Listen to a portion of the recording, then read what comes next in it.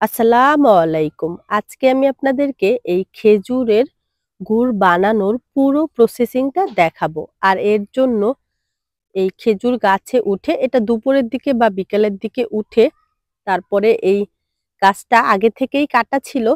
তারপরেও হালকা করে এরকম ছিলে নেয়। ২ পাশটা হালকা করে ছিলে তারপরে পিছনে যে হাঁড়িটা দেখতে পাচ্ছেন এটা এখানে বসিয়ে দেয় এবং এই দুপুর থেকে বা বিকাল থেকে সারা রাত পর্যন্ত এই হাঁড়িতে রস পড়তে থাকে আর খুব ভোরবেলায় এই রসটা নামিয়ে নেয়। তো এই যে হাঁড়িটা বসিয়ে তারপরে চলে আসছে আর এটা হচ্ছে খুব ভোরবেলা ছিল। খুব ভোরবেলায় এরকম সব গাছ থেকে এরকম হাঁড়ি নামিয়ে এই পিছনে যে একটা দেখতে পাচ্ছেন ওখানে এই হাঁড়িটাকে ঝুলিয়ে নামিয়ে তারপরে নিয়ে আসে। এটা হচ্ছে প্রতিদিনকার কাজ যে প্রতিদিনই আপনার হচ্ছে এরকম সকালবেলাতে হাঁড়ি নামিয়ে নিয়ে আসে। এই যে এখানে এতটুকু হয়েছিল অর্ধেকটার মতো। আর এই যে এরকম তারপরে একটা, একটা করে হাঁড়ি ভরতে থাকে। তো এরকম করে এই খুব ভোরবেলাতে এই সব গাছ থেকে রস নিয়ে আসে। যেই গাছগুলো কাটা হয় ওই গাছগুলো থেকেই এই রসগুলো এনে তারপরে একটা, একটা করে হাঁড়ি ভরতে থাকে। তো তারপরে এই রসটাকে এরকম করে ছেঁকে নেয়। ছেঁকে যেদিনকে রস কম হয় এরকম হাঁড়িতে করে অল্প করে জাল দিয়ে রেখে দেয়। আর যেদিনকা বেশি হয় ওই দিনকা এরকম বড় এটাকে এখানে আঞ্চলিক ভাষায় সম্ভবত তাফাল বা এরকম কিছু একটা বলে এটাতে হচ্ছে জাল দেওয়া হয়। তো এরকম করে এটা জাল দিয়ে, দিয়ে আর উপরে ফেনাগুলো ফেলে দেয় তাহলে এটা খুব সুন্দর হয়।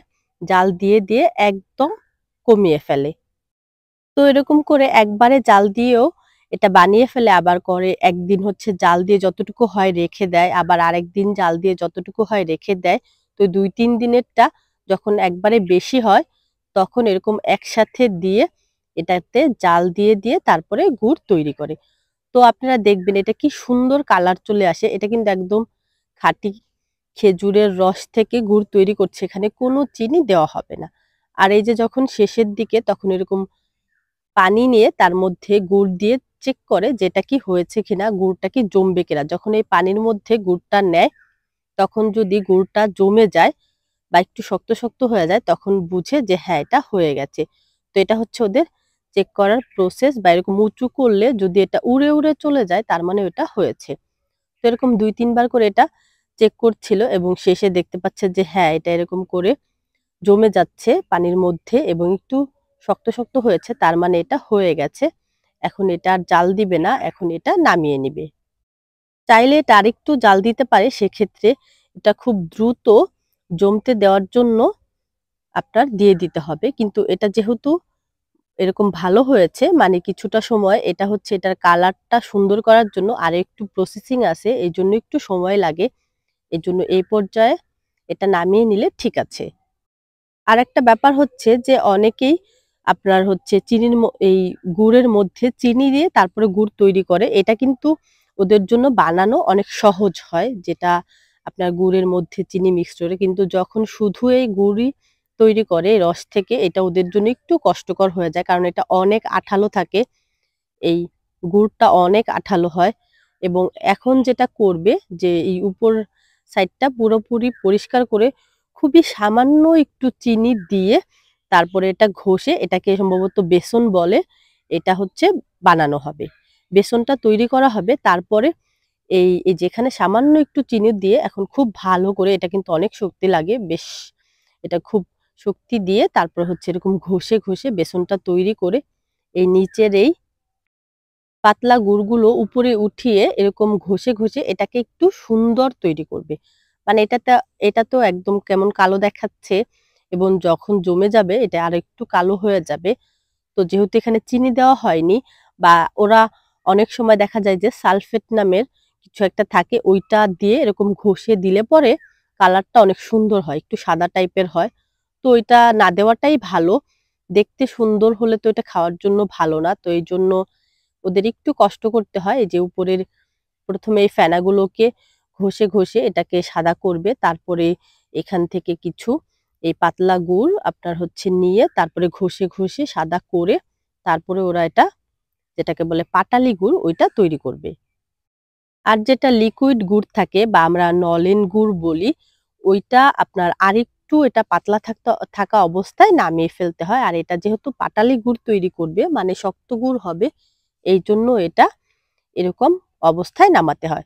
তো এখন দেখতেই পাচ্ছেন জাস্ট এটা খুব ঘষতেছে এবং এটা কেমন একটা সাদা হয়ে আসতেছে। আর ওরা যেহেতু এটা আমরা নিয়েছিলাম মানে আমাদের জন্য ওরা গুড় তৈরি করছিল, তো ওরা একটু বেশি কষ্ট করে এটা একটু বেশি ঘষাঘষি করে তারপরে এটা বানিয়েছিল। আর আগেই বললাম যে এর মধ্যে চিনি দিলে কিন্তু এত ঘষার দরকার ছিল না। এটা দেখতে এমনিতেই একটু সাদা হতো, দেখতে এমনিতেই সুন্দর হতো বা যদি সালফেট দিত তাহলেও এটা অনেকটা সুন্দর দেখতে হতো মানে কালারটা একটু সাদা হতো। এই জন্য ওদেরকে এত ঘষতে হতো না। যেহেতু ওরা চিনি, সালফেট এখানে কিছুই দেয়নি, তার জন্য এটা ওরা অনেকক্ষণ ঘষে এটা হচ্ছে বানিয়ে নিচ্ছে। এরকম উপরে এগুলো ঘষবে এবং এগুলো নামিয়ে ফেলবে। তারপর আবার নিচের থেকে কিছুটা নিয়ে ঘষে নামিয়ে ফেলবে। তার মানে এই না যে ওরা একদম পুরোটাই করছে। ওরা জাস্ট এরকম করে ঘষে তারপরে মিশিয়ে দেখবে যে আসলে এটা কালারটা কেমন হয়েছে। যখন দেখবে হ্যাঁ, কালারটা মোটামুটি সুন্দর হয়েছে তখন ওরা এটা রেখে দিবে। আরেকটা মজার ব্যাপার হচ্ছে যে সাইড থেকে এই যে যেটা নিচ্ছে খুন্তি দিয়ে, এটাকে আমরা ছোটবেলায় যেমন এখানের আঞ্চলিক ভাষায় আমার মামা বাড়ির এখানে সবাই এটাকে বলতো জডা। তো আমাদের খুব সকালবেলা ওরা ডেকে উঠাতো জডা খাওয়ার জন্য। এটা কিন্তু বেশ টেস্টি। মানে সাইডে যেগুলো লেগে আছে এগুলো খুব বেশি আঠালো টাইপের। আর এটা খেতেও একটু আঠালো টাইপের। গুড়ের থেকেও এটা বেশ মজাদার। তো এটার নাম হচ্ছে ওরা বলে জডা। তো আমরাও জডা বলি। তো এখানে এই পাশে ২ টা বাচ্চা খাচ্ছিল। এরকম সাইড থেকে যে উঠিয়ে ওরা এই গুড়টা বা এই জর্দাটা খাচ্ছিল। এটা বেশ মজাদার। তো নরমালি যারা গুড় পছন্দ করে না, যেহেতু ওরা গুড়ের দেশেরই মানুষ, তারপরে ওরা এই জর্দাটা খেতে পছন্দ করে বা ওরা এরকম করে খায়। আর এই যে এখানে এই নিচে এই ছোট ঢাকনাগুলো বা বাটির মতো এগুলো দিয়েছে। এগুলো সবগুলো মাটির। আর উপরে এই কাপড়টা দিয়েছে এটা ধুয়ে নিয়েছে। মানে এখন হচ্ছে এটা ইয়া করা আপনার হচ্ছে একটু ভেজা টাইপের ধুয়ে তারপরে চিপড়িয়ে নিয়েছে। এটা একটু ভেজা টাইপের। এটাও হয়ে যাবে এবং সাইড দিয়ে ওইটাও যেন সাথে দিতে পারে ওইটাও যেন হয়ে যায়। তো এই তো এটা প্রায় শেষ। এখন এটা এরকম সবকিছু এই যে এটাকে সবটা ভালো করে মিশিয়ে তারপরে দেখতে পেল যে হ্যাঁ কালারটা সুন্দর হয়েছে মোটামুটি। তো এখন এটা দিয়ে ওরা ওইটার মধ্যে দিয়ে গুড়টা তৈরি করবে। আর অনেক জায়গায় দেখা যায় যে পাটালি গুড় বলতে একটু বড় সাইজের বা একটু এরকম গোল টাইপের না অনেক বড় সাইজের করে বানানো হয়। কিন্তু আমাদের এখানে নানুর বাড়ির এখানে এটা আগে থেকে এরকম করেই বানানো হয়। যেমন এখানে মূলত এই ৪ টাতে ১ কেজির মতো হয়। আর যদি একটু বড় করে বানানো হয় তাহলে ৩ টাতেই ১ কেজি হয়ে যায়। আর গুড় বানানোর মধ্যে আমি যেটা কষ্ট সবথেকে বেশি দেখেছি সেটা হচ্ছে যে খুব ভোরবেলাতে গাছ থেকে এই রসের হাঁড়ি নামানো, এই শীতের মধ্যে কুয়াশার মধ্যে গাছে উঠে এই হাঁড়ি নামানোটা। আর এটা জাল দেওয়াটাও বেশ কষ্টের কিন্তু এই যে এটা যেটা করলো এই প্রসেসিংটা সাদা করার জন্য এই প্রসেসিংটাও বেশ কষ্টের।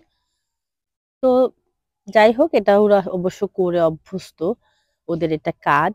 আমাদের কাছে এটা দেখলে অনেক বেশি কষ্ট লাগে যে আল্লাহ কত কষ্ট করে। তো তারপরে এই যে এখানে এখন দিয়ে দিচ্ছে। এরকম ভরে সবগুলো দিয়ে দিচ্ছে এবং সবগুলো দেওয়া শেষ হয়ে গেলে সাইডে যে শক্তগুলো থাকে ওগুলো দিয়ে উপরে মাঝখানে দিয়ে দেয়। এটা জাস্ট সৌন্দর্যের জন্যই দেয়। এখানে দেয় এটা আগে থেকেই দেয়। সো এটা এখনো পর্যন্ত দেয়। আমি ছোটবেলা থেকে দেখছি। তো আমি জিজ্ঞেস করছি যে এটা কেন দেয়? জাস্ট সৌন্দর্যের জন্যই দেয়। আর এটা এরকম করে এখানে ঢেলে দেওয়ার পরে ০.৫ ঘন্টা লাগে এটা শক্ত হতে। মানে এটা ঠান্ডা হয়ে গেলেই তো এটা শক্ত হয়ে যাবে। তো ০.৫ ঘন্টার মতো এটা শক্ত হয়ে যায়। ০.৫ ঘন্টা পরে এগুলো থেকে গুড় তুলে নেওয়া হবে। তো এই যে এখন মাঝখানে যে এটা এরকম করে যেটা এই সাইডের শক্তগুলো ছিল ওগুলো উঠিয়ে এই সাইডের গুলো শক্তগুলো উঠিয়ে মাঝখানে দিয়ে দিচ্ছে। দেখতে পাচ্ছেন যে এটা মাঝখানে একটু নরম আছে আর সাইডটা কিন্তু এখনই শক্ত হয়ে গেছে এবং সাথেই এটা দিয়ে দিচ্ছে। দিয়ে দেওয়ার পরে জাস্ট ০.৫ ঘন্টার মতো রাখবে। তারপরে এটা শক্ত হয়ে যাবে এবং এটা উঠিয়ে ফেলবে। আর এই গুড় কিন্তু আপনি নরমাল ফ্রিজে রেখে ৫-৬ মাস খেতে পারবেন। ভালোই থাকে। ১ বছরও থাকে যদি আপনার নরমালটা একটু বেশি ঠান্ডা রাখেন বা ঠান্ডা থাকে। আর যদি ডিপ ফ্রিজে রাখেন তাহলে তো কোনো কথাই নেই। ১-২ বছর যা খুশি আপনি রেখে এই সংরক্ষণ করে এই খাঁটি খেজুরের গুড় খেতে পারবেন, রাখতে পারবেন। এই তো এখন এটা হয়ে গেছে, জাস্ট অপেক্ষা করার পালা এবং অপেক্ষা শেষে এই যে গুড়গুলো উঠিয়ে নিচ্ছে। আর তৈরি হয়ে গেছে আমাদের খাঁটি খেজুরের গুড়। ভিডিওটি কেমন লেগেছে অবশ্যই জানাবেন এবং আমি এই ভিডিওটি করার জন্য আমার মামাবাড়ি এসেছি অনেক বছর পরে। তারপর আবার এই শীতের দিনে। আর এখানে অনেক বেশি শীত, কারণ এটা বেশ গ্রাম অঞ্চল বলা চলে। যদিও এই ভিডিওটা করতে পেরে আমি অনেক আনন্দিত এবং আপনাদের সাথে শেয়ার করতে পারে আরো অনেক বেশি আনন্দিত। ভালো থাকবেন। আসসালামু আলাইকুম।